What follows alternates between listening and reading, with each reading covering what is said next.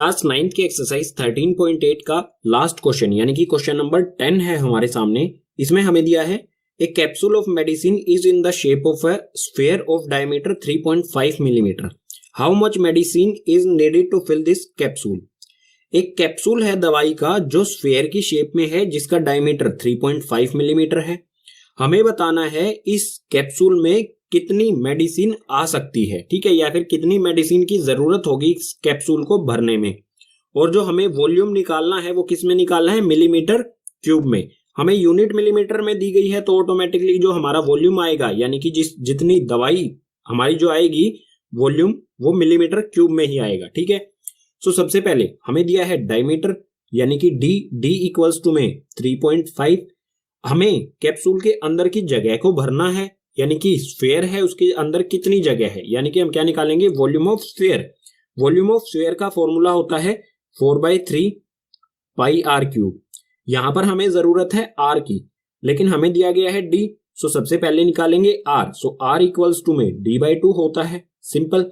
सो D की value put करेंगे तो डी की वैल्यू 3.5 अपॉन में 2।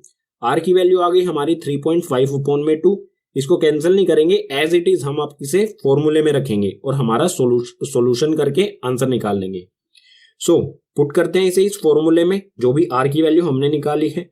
सो इक्वल्स टू में 4/3 एज इट इज, पाई की वैल्यू 22/7, आर की क्यूब है यहां पर तो 3.5 अपॉन में 2 है। इसको हम 3 बार लिख देंगे मल्टीप्लाई बीच में साइन लगा के, ठीक है। क्यूब का मतलब ही क्या होता है, जो वैल्यू है वो आपस में ही 3 बार मल्टीप्लाई है, ठीक है। सो ये आ जाएगा 3.5 अपॉन में 2 मल्टीप्लाई में 3.5 अपॉन में 2 मल्टीप्लाई 3.5 अपॉन में 2।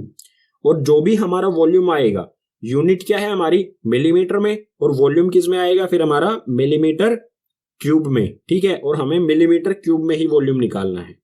सो यहां पर देखो 2 से हम कैंसिल करते हैं, 2 से 4 को कैंसिल करेंगे 2 जा पर, फिर से 2 से इस वाले 2 से इस वाले 2 को कैंसिल कर देते हैं, 2 से 1 जा पर कैंसिल हो जाएगा। उसके बाद इस वाले 2 से हम 22 को कैंसिल कर देते हैं 11 जा पर। उसके बाद 7 से हम 3.5 को भी कैंसिल कर सकते हैं 0.5 पर। 7 के टेबल में 3.5 यानी कि 35 आता है 5 पर, लेकिन पॉइंट वाली वैल्यू भी हमने 3.5 भी हमने साथ में ले लिया है तो ये किस पे कैंसिल होगा, 0.5 पर, ठीक है।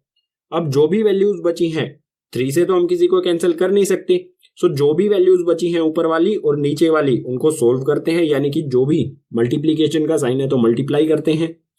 11 को 0.5 से मल्टीप्लाई करेंगे तो ये आ जाएगा 5.5 मल्टीप्लाई में। अब यहां पर ऊपर और क्या बचा है, 3.5 मल्टीप्लाई में 3.5। 3.5 को 3.5 से मल्टीप्लाई करेंगे तो ये आ जाएगा 12.25 अपॉन में, नीचे सिर्फ बचा है यहां पर 3।